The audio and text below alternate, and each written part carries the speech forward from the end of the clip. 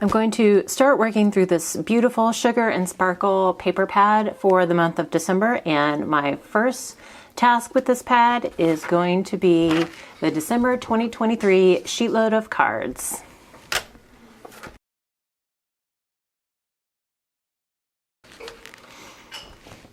Hey guys, it's Beth. Welcome. I have this Sugar and Sparkle pad that I've had for a while from Michaels. It looks like it has the date of 2019 on it. But to me, it's just beautiful pinks and golds and whites. Totally my jam. I know pink's not everybody's jam. But I'm going to work on that for the month of December. And I decided, I've already dug into it quite a bit, but one of the first things that I'm going to do to work on finishing it off is use the December 2023 Sheetload of Cards sketch from Call Me Crafty Al. And this is a collaboration. So there are other collab participants who are using the Sheetload and giving you their take on it. And there will be a hashtag in the title and in the description box below that you can use. There's also a playlist that will be in the description box that you can use if that is more your thing. So this month's Sheetload is a special 6x6, and it leaves no scraps. That is totally my jam as well. I love it when I don't create scraps. And Alicia from Call Me Crafty Out each month gives you the sketch, cut list, supply list, everything you need to make a certain number of cards. There will be a link to her video giving you more information about this Sheetload in the description box as well. You can find out how you can access it, and all she really asks is that you be a subscriber. So that should be everybody's jam. You can't beat that. So let's dig into this pad and see what we can come up with for our cards. So I have my papers picked out. I use some gold mirror cardstock for my layers and my matte layers, and then I've chosen 4 patterns from the pad and trim them down to 6x6. And then I'm going to go ahead and trim one up with you, and then we'll go ahead and do the 3 other 6x6 sheets the same way. And then I'm also going to use the cutting guide. Hey, and you can see my reflection. Sorry, I got distracted by that, but I will use the cutting guide to trim down my gold cardstock as well.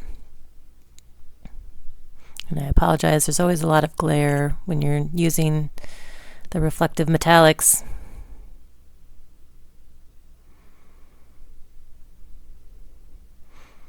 But the cutting guide always just makes prepping for your cards so easy and quick. I did all of this in a short amount of time one afternoon.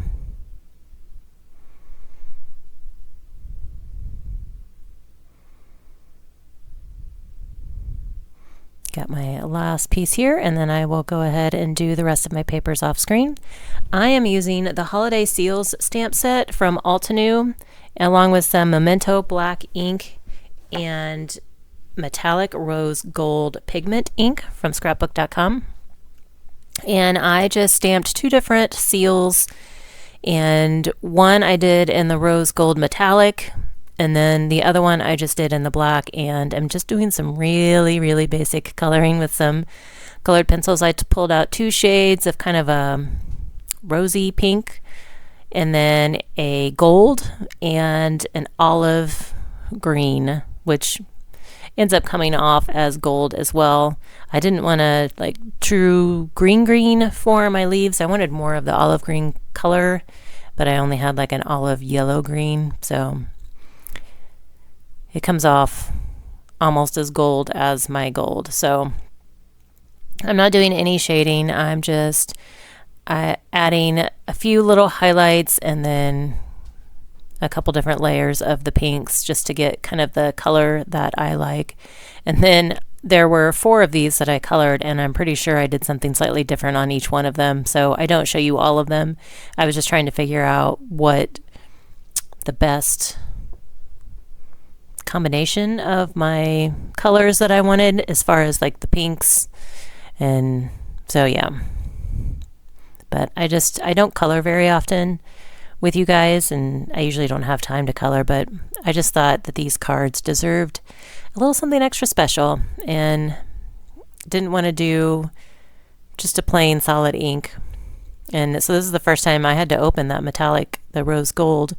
I hadn't even opened that yet, so it was a good chance to get to play with that as well. And it is gorgeous. I don't know if it shows on camera, but there is some metallic sparkle to that ink. So that is one of my new favorites, and I will have to remember to use that more often.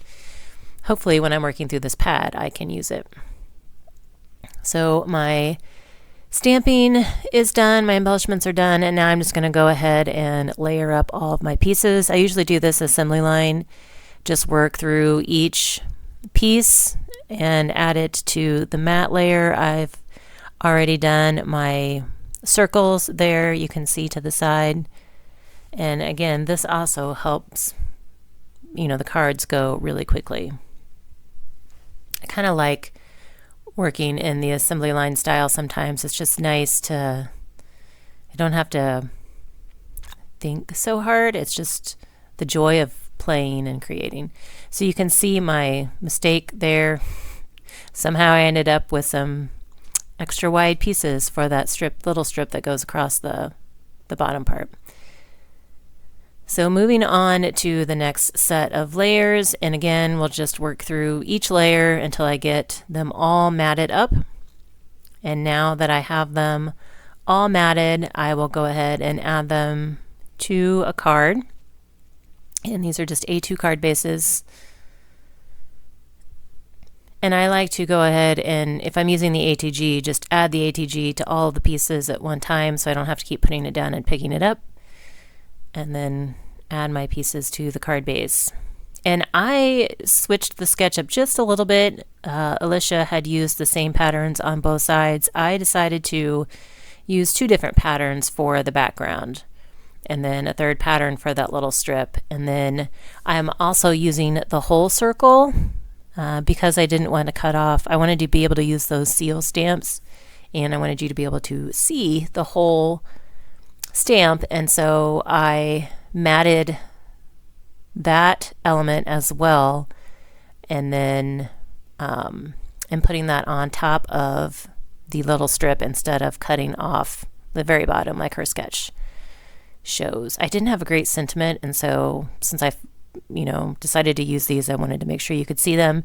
And I do have some scrap cardstock on the back of each of those circles so that they sit up kind of flat on top of the little strip.